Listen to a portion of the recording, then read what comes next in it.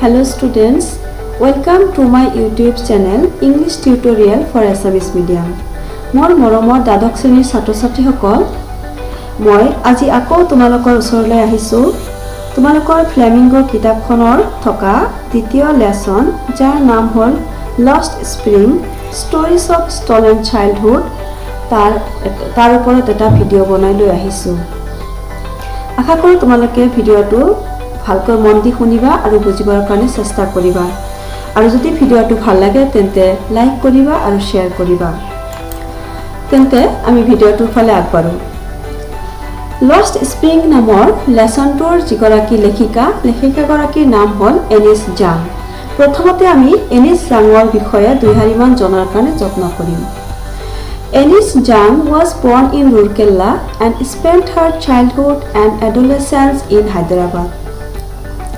Enish Jange 1964 চনত ৰুৰকেলাত জন্মগ্ৰহণ কৰিছিল আৰু হায়দৰাবাদতে তাইৰ শৈশৱকাল আৰু কৈশোৰকাল কটাইছিল।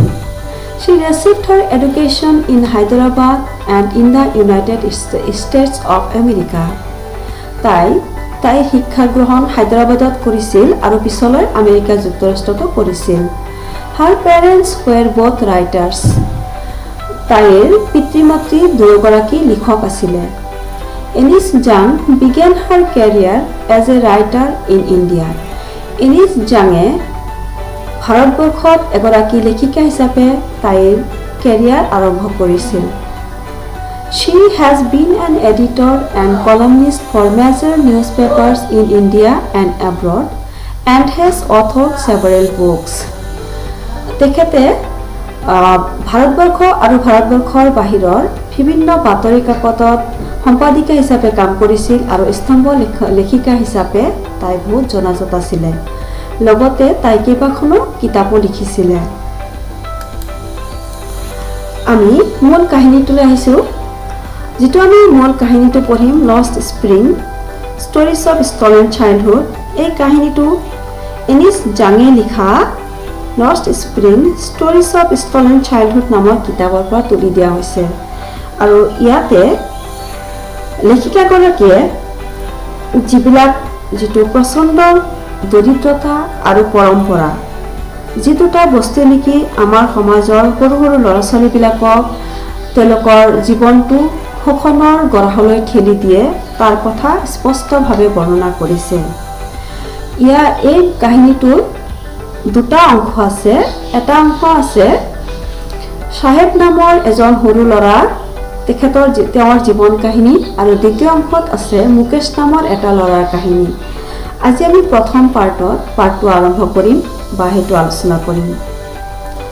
Sometimes I find a rupee in the garbage. কেতিয়াবা মই জাবৰৰ দমত এটকা পাওঁ। Why do you do this? I ask Saheb, whom I encounter every morning scrounging for gold in the garbage dumps of my neighborhood. যেতিয়া মোৰ ওচৰত থকা জাবৰৰ দমবিলাকত প্ৰত্যেক দিনা ৰাতিপুৱা সোণ বিচাৰি থকা অৱস্থাত মই চাহেবক দেখা পাওঁ, তেতিয়া মই তাক সোধোঁ, তুমি এইবিলাক কিয় কৰা? Saheb left is home long ago. চাহেবে তেওঁৰ ঘৰখন বহুত দিন আগতেই এৰিছিল। Set amidst the green fields of Dhaka, his home is not even a distant memory. তেওঁৰ ঘৰখন ঢাকাৰ সেউজীয়া পথাৰৰ মাজত অৱস্থিত আছিল আৰু যিটো নেকি বহুত বেছি দিনীয়া স্মৃতি হোৱা নাই। মানে কিছুমান দিন আগতে তেওঁৰ ঘৰ আৰু তেওঁলোকৰ শস্য পথাৰ নষ্ট কৰিছে ধুমুহাই। There were many storms that swept away their fields and homes, his mother tells him. তাৰ মাকে তাক কয় যে বহুত ধুমুহা হৈছিল, যিটো ধুমুহাই নেকি তেওঁলোকৰ ঘৰ দুৱাৰ উৰুৱাই লৈ গৈছিল আৰু তেওঁলোকৰ শস্য পথাৰ নষ্ট কৰি দিছিলে। That's why they left, looking for gold in the big city where he now lives. আৰু যাৰ ফলত নেকি তেওঁলোকে ঘৰখন এৰিছিল আৰু ডাঙৰ মহানগৰীত সোণ বিচাৰি আহিছিল, য'ত নেকি এতিয়া তেওঁলোকে বসবাস কৰি আছে। I have nothing else to do, he mutters looking away. তেওঁ মুখৰ ভিতৰতে ভৰ ভৰাই কৈ থাকে, বেলেগ ফালে চাই, যে মোৰ অন্য একো কৰিবলৈ নাই। তাৰমানে যেতিয়া লেখিকাগৰাকীয়ে সোধে তাক লগ পাই যে তুমি এইবিলাকনো কিয় কৰি থাকা, তেতিয়া সাহেবে উত্তৰ দিয়ে, মইনো আৰু কি কৰিম, ইয়াৰ বাহিৰে মোৰ কৰিবলৈ একো নাই। Go to school, I say glibly, realizing immediately how hollow the advice must sound. আৰু তেতিয়া মই কওঁ, go to school, স্কুললৈ যোৱা। মই সাধাৰণভাৱে কওঁ, মই লাহেকৈ কওঁ, আৰু মই লগে লগে বুজি পাওঁ যে মই যিটো তাক উপদেশ দিছোঁ সেই উপদেশটো তেওঁৰ কাৰণে কিমান সাৰশূন্য, কিমান ফোপোলা। কাৰণ মই এনেই কৈছোঁ, there is no school in my neighborhood. When they build one, I will go. তেতিয়া সাহেবে কয় যে মোৰ চুবুৰীত কোনো বিদ্যালয় নাই, স্কুল নাই। যদি তেওঁলোকে কেতিয়াবা স্কুল পাতে তেতিয়াহ'লে মই যাম। If I start a school, will you come? I ask half joking. তেতিয়া লেখিকাগৰাকীয়ে সোধে, অলপ ৰং ধেমালিৰ সৈতে সোধে, যদি মই এখন বিদ্যালয় আৰম্ভ কৰোঁ তুমি আহিবানে? Yes, he says, smiling broadly. তেতিয়া তেওঁ বহলভাৱে হাঁহি এটা মাৰি কয়, হয়, মই আহিম। A few days later, I see him running up to me. Is your school ready? কেইদিনমানৰ মূৰত মই তাক মোৰ ফালে দৌৰি অহা দেখা পাওঁ, আৰু তেতিয়া তেওঁ আহি মোক সোধে যে আপোনাৰ বিদ্যালয়খন প্ৰস্তুত হ'লনে? It takes longer to build a school, I say, embarrassed. তেতিয়া মই কওঁ যে এখন স্কুল বনাবৰ কাৰণে যথেষ্ট টাইম লাগে, সময় লাগে, আৰু এইখিনি কওঁতে মই অলপ বিপাঙত পৰি পেলাই কৈছিলোঁ, মই লাজ পাইছিলোঁ, কাৰণ at having made a promise that was not made. কাৰণ মই এনেকুৱা এটা প্ৰতিজ্ঞা কৰিছিলোঁ বা এনেকুৱা এটা কথা দিছিলোঁ যিটো নেকি আচলতে মই কৰিব খোজা নাছিলোঁ বা সেইটো বুজোৱা নাছিলোঁ। তাৰমানে লেখিকাগৰাকীয়ে এনেই কৈছিল যে মই যদি এখন বিদ্যালয় পাতোঁ তুমি আহিবানে, কিন্তু এইটো লেখিকাগৰাকীয়েতো বিদ্যালয় পাতিব বুলি আচলতে কোৱা নাছিলে। But promises like mine abound in every corner of his bleak world. কিন্তু লেখিকাগৰাকীয়ে আৰু উপলব্ধি কৰিছে যে তেওঁলোকৰ এনেকুৱা শূন্য পৃথিৱীখনত বহুত শূন্য পৃথিৱীখনৰ চুকে কোণে, তাৰমানে এনেকুৱা চাহেপতৰ নিচিনা দুখীয়া মানুহবিলাকৰ যিটো পৃথিৱী, শূন্য পৃথিৱী, এই শূন্য পৃথিৱীৰ চুকে কোণে তেনেকুৱা বহুত প্ৰতিজ্ঞা, মই কৰাৰ নিচিনা বহুত প্ৰতিজ্ঞা আছে। যথেষ্ট পৰিমাণে প্ৰতিজ্ঞা কৰিছে, কাৰণ কিছুমান ধনী মানুহে প্ৰতিজ্ঞা কৰে, কেতিয়াবা চৰকাৰে প্ৰতিজ্ঞা কৰে ইটো সিটো কৰি দিম বুলি, কিন্তু কোনেও তেওঁলোকৰ আশা পূৰণ নকৰে। ঠিক তেনেকুৱা ধৰণে কৈছে যে মই যিদৰে প্ৰতিজ্ঞা কৰিছোঁ বা এনেই কৈছিলোঁ, ঠিক তেনেকুৱা প্ৰতিজ্ঞাৰে তেওঁলোকৰ জীৱনটো পৰিপূৰ্ণ। After months of knowing him, I asked him his name. কেইবাৰমান যদি তাক জনাৰ পিছত মই তাক এদিন তাৰ নাম সুধিছিলোঁ। Sahib-e-Alam, he announces. তেওঁ কৈছিলে যে তেওঁৰ নামটো হ'ল Sahib-e-Alam. He does not know what it means. কিন্তু তেওঁ নাজানে তেওঁৰ নামৰ অৰ্থ কি। If he knew its meaning, Lord of the Universe, he would have a hard time believing it. কিন্তু যদি তেওঁ তেওঁৰ নামৰ অৰ্থ জানিলেহেঁতেন যে তেওঁৰ নামৰ অৰ্থ হ'ল বিশ্ব ব্ৰহ্মাণ্ডৰ গৰাকী বা বিশ্ব ব্ৰহ্মাণ্ডৰ মালিক, নিশ্চয় তেওঁৰ নামৰ অৰ্থটো তেওঁ বুজি পাবলৈ টান পালেহেঁতেন। কাৰণ যিহেতু তেওঁৰ নামৰ অৰ্থ হ'ল বিশ্ব ব্ৰহ্মাণ্ডৰ গৰাকী বা মালিক, বিশ্ব ব্ৰহ্মাণ্ডৰ মালিক হৈনো কিয় তেওঁ জাবৰ বুটলি থাকিব লগা হৈছে, গতিকে তেওঁ এই ক্ষেত্ৰত বিশ্বাস কৰিবলৈ টান পালেহেঁতেন। Unaware of what his name represents, he roams the streets with his friends. তেওঁ তেওঁৰ নামে কি বুজায় সেই কথাটো নাজানি পেলাই তেওঁ তেওঁৰ বন্ধুৰ লগত ৰাস্তাত ঘূৰি ফুৰে। An army of barefoot boys who appear like the morning birds and disappear at noon. আৰু তেওঁ খালী ভৰিৰে খোজকাঢ়ি থকা সৈন্যদলৰ এজন ল'ৰা, যিটো নেকি তেওঁলোকে ৰাতিপুৱা চৰাইজাকৰ নিচিনাকৈ একেলগে ৰাতিপুৱা ওলাই আহে আৰু দুপৰীয়া তেওঁলোক নোহোৱা হৈ যায়। Over the months, I have come to recognize each of them. আৰু এইদৰে কেইবামাহ যদি তেওঁলোকক লগ পাই তেওঁলোকৰ দলৰ প্ৰত্যেককে মই চিনি পোৱা হৈ গ'লোঁ। লেখিকাগৰাকীয়ে প্ৰত্যেককে চিনি পালে, কাৰণ তেওঁলোক প্ৰত্যেক দিনা দলে দলে ৰাতিপুৱা ওলাই আহে জাবৰ বুটলিবলৈ আৰু দুপৰীয়া তেওঁলোক আকৌ গুচি যায়। তাৰপিছত কি কৰিলে, aren't you wearing chappals? I asked one. মই এজনক সুধিছিলোঁ, কিয়নো তোমালোকে sandal নিপিন্ধা? My mother did not bring them down from the shelf, he answered simply. তেওঁ সৰলভাৱে উত্তৰ দিছিল যে মোৰ মায়ে চেল্ফৰ পৰা বা তাকৰ পৰা ওলাই নিদিয়ে sandal. Even if she did, he will throw them off, adds another who is wearing shoes that do not match. যেতিয়া প্ৰথম ল'ৰাটোৱে এইদৰে কৈছিল তেতিয়া দ্বিতীয় এজন ল'ৰা, যিজন ল'ৰাই নেকি তাৰ ভৰিৰ লগত খাপ নোখোৱা এযোৰ জোতা পিন্ধি আছিল, তেওঁ কৈছিল যদিও মাকে কেতিয়াবা ওলাই দিয়ে সি এইবিলাক দলি মাৰি দিব, কাৰণ নিশ্চয় পুৰণা জোতা বা পুৰণা চেণ্ডেল দিব, নিমিলা চেণ্ডেল দিব, সেইকাৰণে কৈছিল তেওঁ এইবিলাক দলি মাৰি দিব। When I comment on it, he shuffles his feet and says nothing.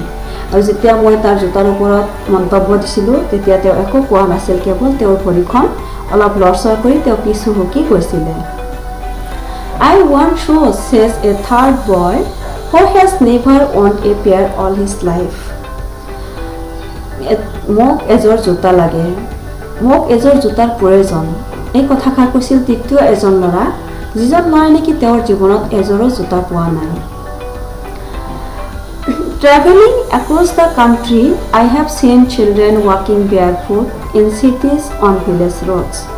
লেখিকাগৰাকীয়ে কৈছে মই দেশখনৰ বিভিন্ন ঠাই ভ্ৰমণ কৰি মই দেখিছোঁ বহুত ল'ৰা ছোৱালী এনেকুৱা খালী ভৰিৰে খোজকাঢ়ি থকা দেখিছোঁ, কেতিয়াবা ডাঙৰ ডাঙৰ মহানগৰীত আৰু কেতিয়াবা গাঁৱলীয়া ৰাস্তাত। It is not lack of money but a tradition to stay barefoot is one explanation. কিন্তু এটা ব্যাখ্যাত এইটো কোৱা হয় যে আচলতে যে এইদৰে সৰু ল'ৰা ছোৱালীবিলাকে খালী ভৰিৰে থাকে এইটো আচলতে টকা পইচাৰ অভাৱৰ কাৰণে নহয়, এইটো এটা পৰম্পৰাহে, এটা নিয়মহে। I wonder if this is only to explain away a perpetual state of poverty. কিন্তু লেখিকাগৰাকীয়ে কৈছে মই আচৰিত হ'ম যদি এনেকুৱা ধৰণৰ ব্যাখ্যা আমাৰ মানুহবিলাকৰ চিৰদিনৰ যিটো দৰিদ্ৰ অৱস্থা এই কথাটো লুকাবৰ কাৰণে যদি এয়া বৰ্ণনা দিয়া হয় তেতিয়াহ'লে নিশ্চয় মই বৰ আচৰিত হ'ম। তাৰমানে আমাৰ মানুহবিলাক যে বহুত দুখীয়া বা দৰিদ্ৰ আৰু দৰিদ্ৰতাৰ কাৰণে যে এযোৰ চেণ্ডেলো পিন্ধি থাকিব নোৱাৰে, এই কথাষাৰ তেওঁলোকে যদি বেলেগ ধৰণে ব্যাখ্যা দিয়ে যে আচলতে এইটো টকা পইচাৰ অভাৱৰ কাৰণে নহয়, এই খালী ভৰিৰে থকাটো এটা নিয়ম বা পৰম্পৰা, এই কথাটো তেওঁলোকৰ দৰিদ্ৰতা ঢাকিবৰ কাৰণে যদি কোৱা হৈছে নিশ্চয় লেখিকাগৰাকী বৰ আচৰিত হ'ব, এই কথাষাৰ কৈছে। I remember a story a man from UDP once told me. এইখিনিতে লেখিকাগৰাকীয়ে কৈছে যে মোৰ এটা কাহিনী মনত পৰিছে, যিটো কাহিনী UDPৰ পৰা এজন মানুহে মোক এসময়ত কৈছিল। As a young boy, he would go to school past an old temple where his father was a priest. যেতিয়া তেওঁ এজন সৰু ল'ৰা আছিলে তেতিয়া তেওঁ এখন পুৰণা মন্দিৰ পাৰ হৈ স্কুললৈ যাব লগা হৈছিল, যিটো মন্দিৰত নেকি তেওঁৰ দেউতাক পূজাৰী আছিলে বা পুৰোহিত আছিলে। He would stop briefly at the temple and pray for a pair of shoes. তেওঁ সাধাৰণতে সেই মন্দিৰত অলপ সময় ৰখিছিল আৰু এযোৰ জোতাৰ কাৰণে প্ৰাৰ্থনা কৰিছিল। 30 years later I visited his town and the temple, which was now drowned in an air of desolation. কোৱা হৈছে যে সেই কাহিনীটোৰ 30 বছৰ পিছত মই সেই চহৰত উপস্থিত হৈছিলোঁ আৰু সেই মন্দিৰলৈ গৈছিলোঁ, যিটো মন্দিৰ এতিয়া বৰ্তমান একেবাৰে নিৰ্জনতাত ভুগি আছে, একদম নীৰৱ হৈ আছে। ডেচলেশ্যন মানে হ'ল নিৰ্জনতা। গতিকে তেনেকুৱা এটা অৱস্থাত মন্দিৰটো আছে। In the backyard where lived the new priest, there were red and white plastic chairs. আৰু পিছ চোতালত য'ত নেকি নতুন পুৰোহিতজন এতিয়া বসবাস কৰে সেই চোতালত ৰঙা আৰু বগা প্লাষ্টিকৰ চকীবিলাক পাৰি থোৱা আছিলে। A young boy dressed in a grey uniform, wearing socks and shoes, arrived panting and threw his school bag on a folding bed. আৰু সেই সময়ত দেখিছিল লেখিকাগৰাকীয়ে যে এটা সৰু ল'ৰা, তেওঁ মটীয়া ৰঙৰ এটা ইউনিফৰ্ম পিন্ধি আছিল, তেওঁ জোতা মোজা পিন্ধি আছিল, তেওঁ ফপাই আহি উপস্থিত হৈছিলে। পেইণ্টিং মানে ফপাই অহা, ভাগৰে জগৰে আহি পেলাই উপস্থিত হৈছিল আৰু তেওঁৰ স্কুলৰ বেগখন এটা ভাজ লগা বিচনাত তুলি মাৰি দিছিলে। Looking at the boy, I remembered the prayer another boy had made to the goddess when he had finally got a pair of shoes. এই পুৰোহিতৰ ল'ৰাজনক এনেকুৱা জোতা মোজা পিন্ধি থকা অৱস্থাত দেখা পাই মোৰ মনত পৰিছিল সেই আন এটা ল'ৰালৈ, যিটো ল'ৰাই নেকি দেৱীক পূজা কৰিছিল আৰু হয়তোবা দেৱীয়ে অৱশেষত তেওঁ এযোৰ জোতা দান কৰিছিল। তাৰমানে এনেকুৱা হৈছে আগৰ পুৰোহিতৰ ল'ৰাজনে জোতাৰ কাৰণে প্ৰাৰ্থনা কৰিছিল আৰু বৰ্তমান নতুন পুৰোহিতৰ ল'ৰাজনে জোতা পিন্ধিব পাইছে। ইয়াৰ পৰা লেখিকাগৰাকী এনেকুৱা অনুমান হৈছিল যে হয়, নিশ্চয় দেৱীয়ে প্ৰাৰ্থনা মঞ্জুৰ কৰিছে আৰু আজিকালি পুৰোহিতৰ ল'ৰাবিলাকে জোতা পিন্ধিব পাৰে, তেওঁ এনেকুৱা অনুভৱ কৰিছিল।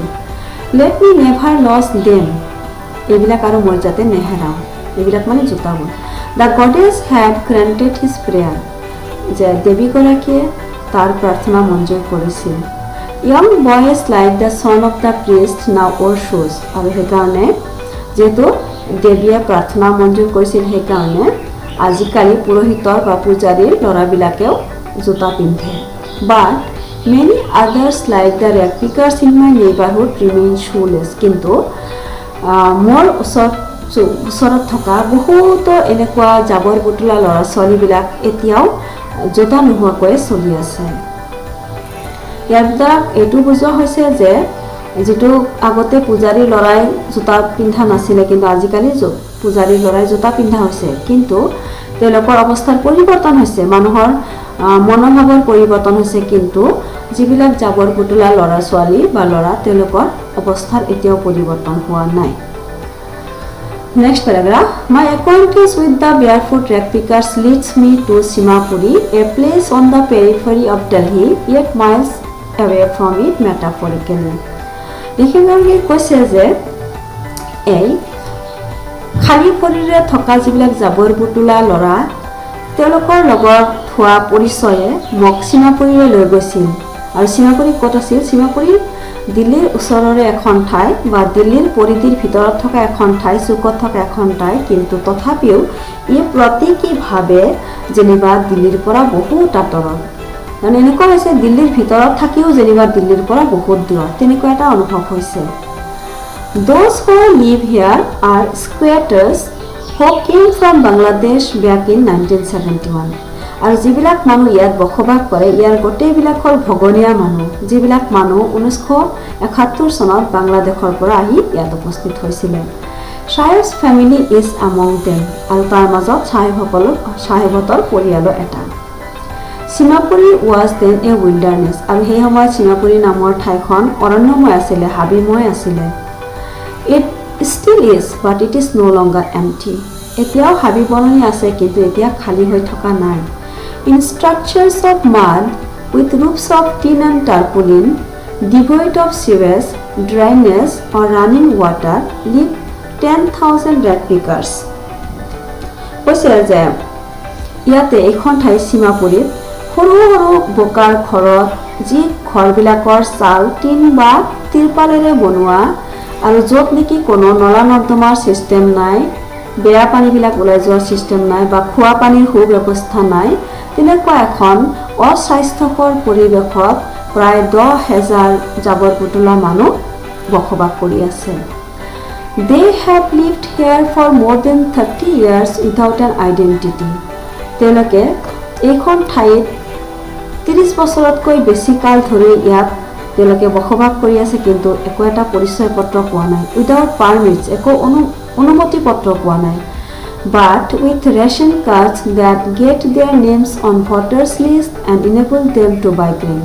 কিন্তু কেৱল তেওঁলোকে এটা ৰেচন কাৰ্ড পাইছে, যিটো ৰেচন কাৰ্ডৰ জৰিয়তে তেওঁলোকে তেওঁলোকৰ ভোটাৰ লিষ্টত নাম উঠাব পাৰে আৰু তেওঁলোকে খাদ্য সংগ্ৰহ কৰিব পাৰে, খাদ্য কিনি খাব পাৰে। Food is more important for survival than an identity. আৰু তেওঁলোকৰ মনত এই পৰিচয় পত্ৰতকৈ খাদ্যটো জীয়াই থাকিবৰ কাৰণে বেছি দৰকাৰী, বেছি প্ৰয়োজন। If at the end of the day we can feed our families and go to bed without an aching stomach, we would rather live here than in the fields that gave us no grain. এতিয়া কথা হ'ল তেওঁলোকে কৈছে যদি দিনটোৰ শেষত যদি আমাৰ পৰিয়ালক আমি অলপ দুবেলা দুমুঠি খুৱাব পাওঁ, যদি আমি বিষোৱা পেটেৰে সৈতে আমি বিচনাত যাব লগা নহয়। তাৰমানে পেট খালী থাকিলে পেটটো বিষায়, সেইটোৱে কৈছে যে আমি পেট ভৰাই যদি খাই বা খালী পেটেৰে বিচনাত যাব লগা যদি নহয়, তেতিয়াহ'লে আমি ইয়াত থকাটোৱে বেছি ভাল। সেই ফিল্ডত বা সেই ঠাইত থকাতকৈ যি ফিল্ডে নেকি আমাক অকণমানো খাদ্য সামগ্ৰী নিদিয়ে। এইটো কোনে কৈছে? Say a group of women in tattered sarees when I asked them why they left their beautiful land of green fields and rivers. এই কথাষাৰ যেতিয়া ফটা চিঙা শাৰী পিন্ধা এজাক বা এদল মহিলাক মই সুধিছিলোঁ যে আপোনালোকে কিয় এনেকুৱা সেউজীয়া ধুনীয়া পথাৰ আৰু নদীখন এৰি এইখন ঠাইত কিয় আহিলে, তেতিয়া তেওঁলোকে কৈছিল যে যিটো সেউজীয়া পথাৰে নেকি আমাক অন্ন দিব নোৱাৰে, মানে খাদ্য সামগ্ৰী দিব নোৱাৰে, সেই ঠাইত থকাতকৈ আমি ইয়াত থকাটোৱে বেছি পচন্দ কৰিম, কাৰণ ইয়াতে আমি আমাৰ পৰিয়ালৰ সৈতে দুবেলা দুমুঠি খাব পাৰিছোঁ বা খালী পেটত আমি বিচনাত যাব লগা হোৱা নাই। এইদৰে তেওঁলোকে ব্যাখ্যা কৰিছে। Wherever they find food, they pitch their tents that become transit homes. এইদৰে তেওঁলোকে এখন ঠাইৰ পৰা আন এখন ঠাইত যেতিয়া তেওঁলোকে খাদ্য বিচাৰি পায়, তেতিয়াই তাতেই তেওঁলোকে তেওঁলোকৰ তম্বু টানে আৰু সেইটোৱে তেওঁলোকৰ অস্থায়ী গৃহ বা ঘৰ হৈ যায়। Children grow up in them, becoming partners in survival. সৰু ল'ৰা ছোৱালীবিলাকে তাতেই ডাঙৰ দীঘল হয় আৰু এজনে আনজনৰ অংশীদাৰ হৈ যায় জীৱন কটোৱাত। And survival in Simapuri means rapiding. আৰু সীমাপুৰীত জীয়াই থকা মানেই হ'ল জাবৰ বুটলা। Through the years, it has acquired the proportions of a fine art. আৰু বছৰ বছৰ ধৰি যেনেকুৱা চলি আহিছে, এইটো বৰ্তমান এটা কি হৈছে, দ্য ফাইন আৰ্ট বা চাৰুকলাৰ ৰূপ পাইছেগৈ। Garbage to them is God. তেওঁলোকৰ মনত জাবৰৰ দমবিলাক হ'ল সমতুল্য। It is their daily bread, a roof over their heads, even if it is a leaking roof.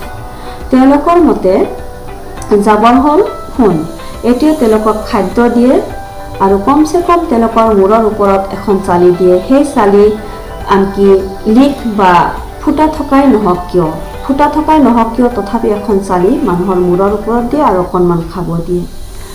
But for a child it is even more. কিন্তু সৰু ল'ৰা ছোৱালীৰ মনত জাবৰটো ইয়াতকৈ বেছি অৰ্থপূৰ্ণ। I sometimes find a rupee, even a 10 rupee note, Sahib says, his eyes lighting up. যেতিয়া চাহিবে কয় যে মই কেতিয়াবা 1 টকা পাওঁ, কেতিয়াবা 10 টকা পাওঁ, আৰু এইখিনি কথা কওঁতে তেওঁৰ চকু জিলিকি উঠে, আনন্দৰে উজ্বলি উঠে। When you can find a silver coin in a heap of garbage, you don't stop scrounging, for there is hope of finding more. যেতিয়া তেওঁ কৈছে যে যেতিয়া জাবৰৰ দমত তুমি এটা কি পাবা, চিলভাৰ কইন মানে ৰূপৰ মুদ্ৰা পাবা, তুমি আৰু জাবৰ নুবুটলাকৈ থাকিব বা নখচৰাকৈ থাকিব নোৱাৰিবা, কাৰণ মনত আৰু বেছি আশা হ'ব যে নিশ্চয় আৰু বেছিকৈ পাম, বেছিকৈ পোৱাৰ এটা হেঁপাহ জন্মিব।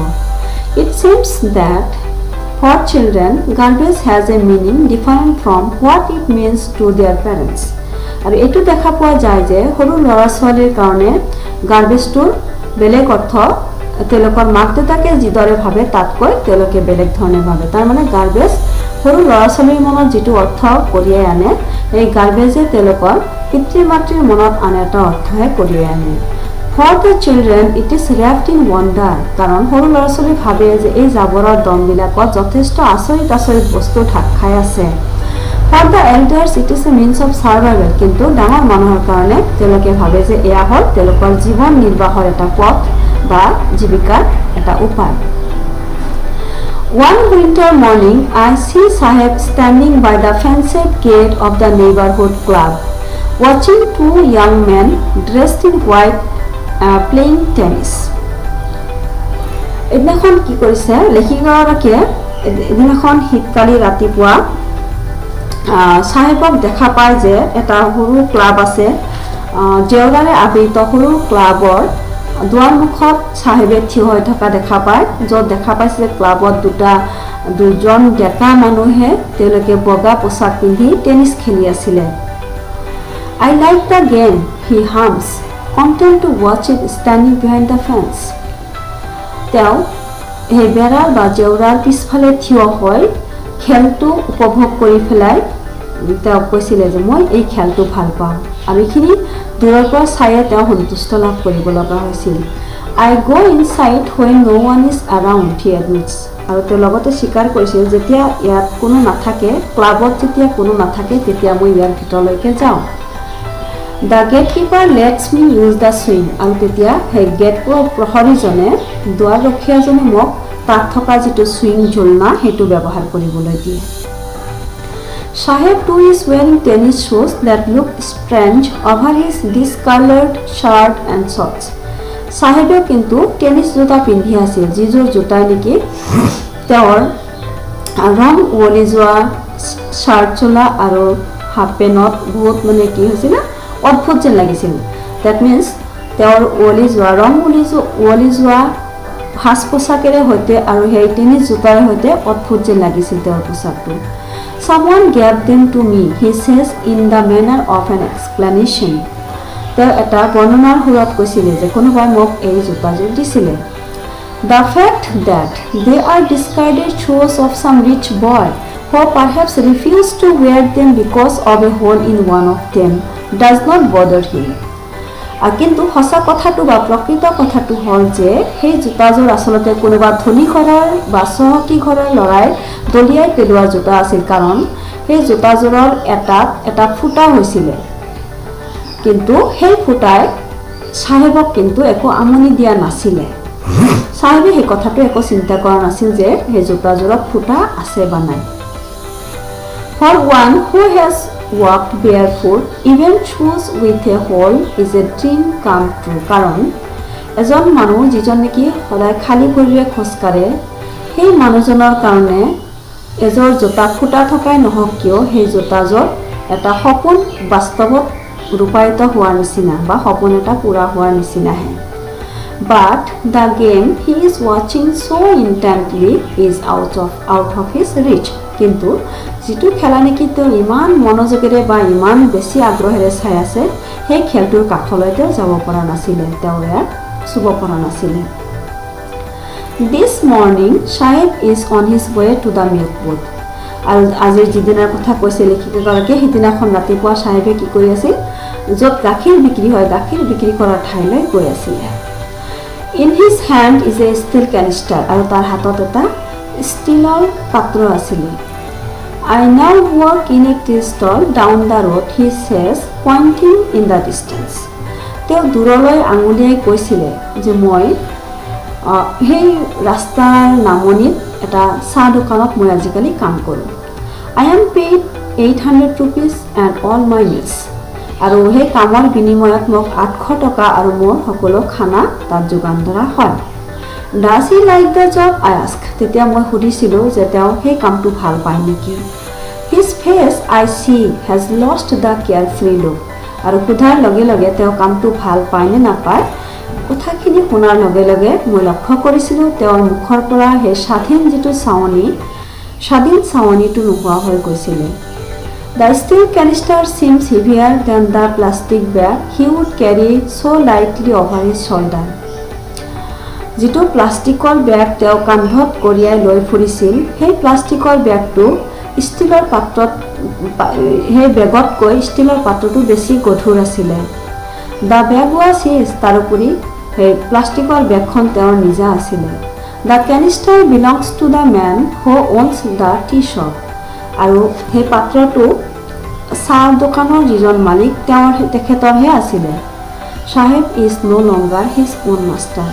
আৰু এতিয়া আমি গম পাইছোঁ যে চাহেব এতিয়া তেওঁৰ গৰাকী হৈ থকা নাই তেওঁৰ নিজা মালিক হৈ থকা নাই ইয়াৰ পৰা এয়া ক'ব পাৰি যে চাহেবে আগতে যদিও জাবৰ বুটলিছিল এটা প্লাষ্টিকৰ বেগ কান্ধত লৈ প্লাষ্টিকৰ বেগটো পাতল আছিল আৰু তেওঁৰ নিজা আছিলে তেওঁ যিফালে ইচ্ছা সিফালে যাব পাৰিছিল ইচ্ছা কৰিলে অলপ জিৰণি ল'ব পাৰিছিল ইচ্ছা কৰিলে তেওঁ সোনকালে ঘৰলৈ গুচি যাব পাৰিছিল কিন্তু যেতিয়াৰ পৰা তেওঁ চাহ দোকানত কাম কৰে তেওঁ চাহ দোকানৰ মালিকৰ কথামতে চলিব লাগে সময়মতে তেওঁ কামত উপস্থিত হ'ব লাগে তেওঁলোকৰ মানে নিৰ্দেশনা মতে চলিব লগা হয় সেইকাৰণে কোৱা হৈছে যে চাহেবে বৰ্তমান তেওঁৰ নিজৰ গৰাকী হৈ থকা নাই এয়া হ'ল আমাৰ চাহেবৰ কাহিনী ইয়াৰ পিছৰ যিটো ভিডিঅ' আপলোড কৰিম তাতে মই তাৰ পিছৰ অংশটো মুকেশৰ কাহিনীটো দিম।